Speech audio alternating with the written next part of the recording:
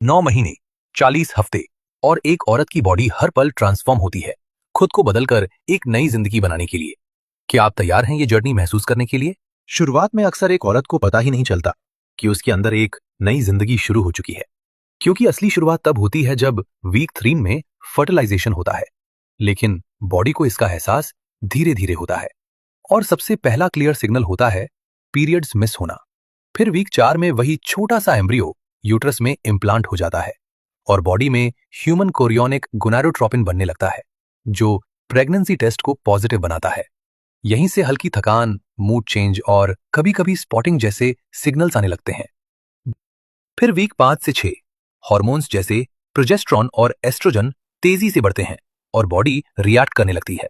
Nausea, vomiting, smell sensitivity, breasts heavy और sensitive होने लगते हैं, क्योंकि बॉडी अभी से मिल्क प्रोडक्शन की प्रिपरेशन शुरू कर देती है, यानी बेबी के जन्म से पहले ही उसका खाना तैयार होने लगता है। यही वो फेज है जब फोलिक एसिड लेना सबसे जरूरी होता है, क्योंकि यही बेबी के ब्रेन और स्पाइनल कॉर्ड के डेवलपमेंट को सपोर्ट करता है। यहीं पर प्रेगनेंसी कंफर्म होते ही डॉक्टर से मिलना जरूरी हो जाता है और फिर 6 से 8 वीक के बीच पहला अल्ट्रासाउंड किया जाता है, ताकि बेबी की हार्ट बीट कंफर्म हो सके। वीक 7 से 10 में बॉडी के अंदर एक बड़ा बदलाव होता है। ब्लड वॉल्यूम 30 से 50% तक बढ़ने लगता है। हार्ट ज्यादा तेज काम करता है, इसलिए फटीग, डिजेंस और बार बार यूरिनेशन महसूस होता है। यूट्रस एक्सपैंड होने लगता है। इसी दौरान ब्लड और यूरिन टेस्ट होते हैं। वीक 11 से 13 तक नोजिया पीक पर होता है। फिर बॉडी धीरे धीरे स्टेबल होने लगती है। स्किन ग्लो या पिगमेंटेशन दिख सकता है और इसी समय एंटी स्कैन किया जाता है। फर्स्ट ट्राइमेस्टर यहीं कंप्लीट होता है। याद रखो, पहले 3 महीने सबसे डेलिकेट होते हैं। मिसकैरेज का रिस्क इसी टाइम सबसे ज्यादा होता है, लेकिन जैसे ही 12 हफ्ते सेफली क्रॉस होते हैं, रिस्क काफी कम हो जाता है। फिर सेकेंड ट्राइमेस्टर वीक 13 से 16 में एनर्जी वापस आती है।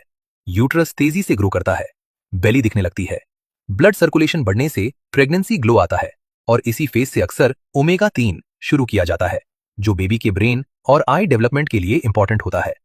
वीक 17 से 20 वो इमोशनल मोमेंट जब औरत पहली बार बेबी की मूवमेंट महसूस करती है, लेकिन साथ ही बॉडी स्ट्रेच होने लगती है। स्ट्रेच मार्क्स आ सकते हैं और इसी समय एनॉमली स्कैन होता है। वीक 21 से 24 में वेट बढ़ता है, स्पाइन पर प्रेशर आता है, बैक पेन और फीट में स्वेलिंग शुरू हो सकती है। इस समय ज्यादा देर खड़े रहना या हैवी वेट उठाना अवॉइड करना चाहिए। वीक 24 से 28 में बॉडी शुगर को अलग तरीके से हैंडल करने लगती है, इसलिए ग्लूकोज टॉलरेंस टेस्ट किया जाता है। यूट्रस लंग्स पर प्रेशर डालता है, इसलिए ब्रीदिंग हैवी लग सकती है। अब थर्ड ट्राइमेस्टर वीक 28 से 32 में बेबी मूवमेंट्स स्ट्रांग हो जाते हैं, बॉडी का बैलेंस शिफ्ट होता है, पोस्चर बदलता है, स्लीप इश्यूज बढ़ते हैं।